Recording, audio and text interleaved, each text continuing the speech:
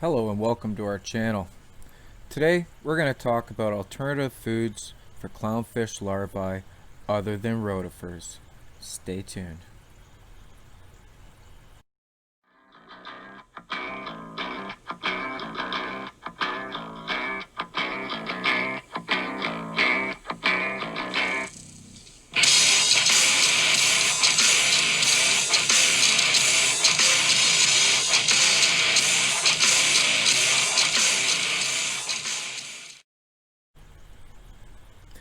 When I first started looking into what I need to raise clownfish larvae after I've had a hatch, the only option I could find anywhere was live rotifers.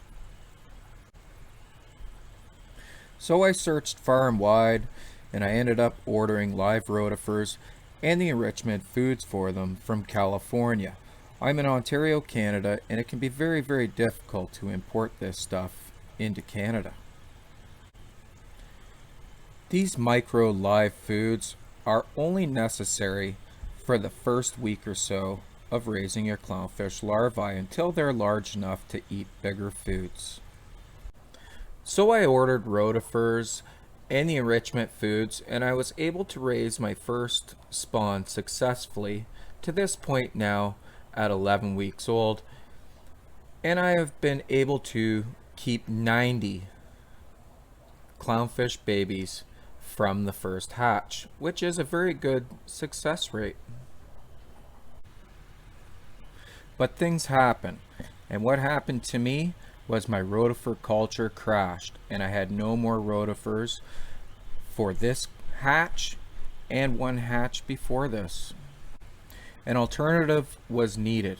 I was not able to get a shipment in from California fast enough, but I had a culture of Copepods that I had received from a fellow hobbyist, and it has been blooming. I consider myself very new to raising clownfish babies. I consider myself very new to marine tanks, but I am not very new to freshwater tanks and the aquarium hobby, which I have been in for almost 30 years now. Sometimes plain common sense, thinking outside of the box, and trying new things pays off. The larvae you're looking at right now are 3 days old, and there are a lot of them. I believe there to still be hundreds in this tank. It is greened with RG Complete and Rotigrow Plus.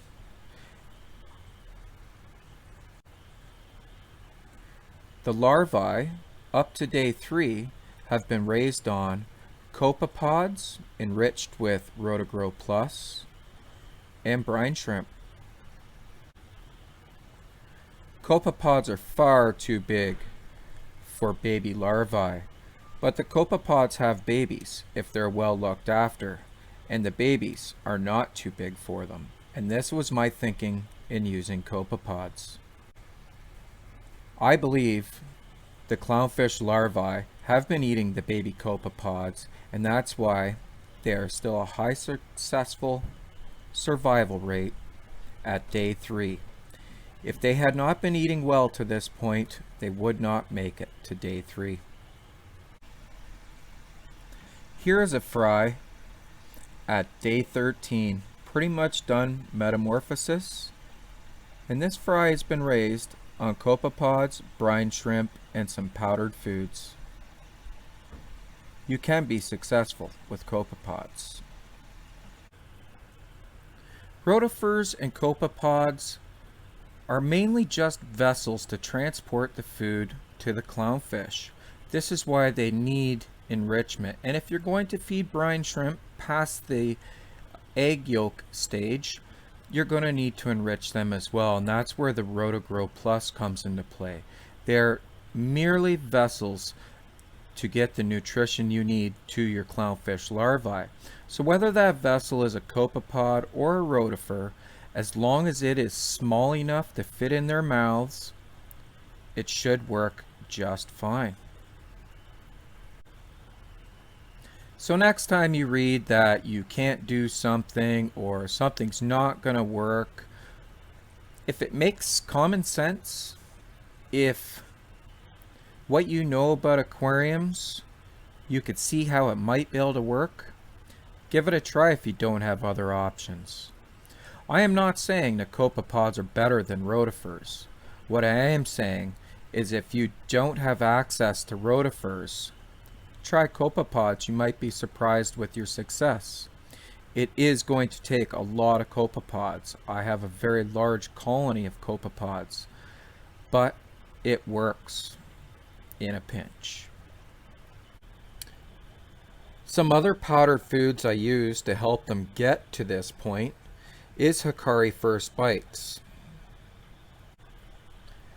One of the main reasons I chose to feed my clownfish fry Hikari First Bites is because of the brewer's yeast, the dried brewer's yeast. I have read many studies now that promote the use of brewer's yeast in clownfish larvae. Studies have shown that it increases their immune system response by up to 300% compared to fry raised without brewer's yeast. So try to add some brewer's yeast to their diet as well. With these guys and the lack of rotifers I had, I have actually been feeding them Hikari First Bites since day one to complement the Copepods and the live brine shrimp I've been hatching for them. Another main staple powder food I've been feeding them is North Fin Fry Starter. And the reason for this is that it's a fantastic product and it's 100% krill. There's something to be said about a very short ingredients list. 100% krill. Again, this is a substitute, as TDO Chroma is not available in Canada. It is not to be sold in Canada. I'm going to do my best to get some into Canada, but for the time being, when I need an alternative, I'm using my common sense and best judgment to offer them the best quality powdered prepared foods I can to help them get through metamorphosis. So I wish you all success with your green water adventures. Keep trying, don't give up, and if you can't get exactly what everybody tells you you need, use your common sense and your aquarium hobbyist knowledge judgment and do your best. You might be surprised at the outcome. Thank you for watching our video, and if you like what you see, why not support us?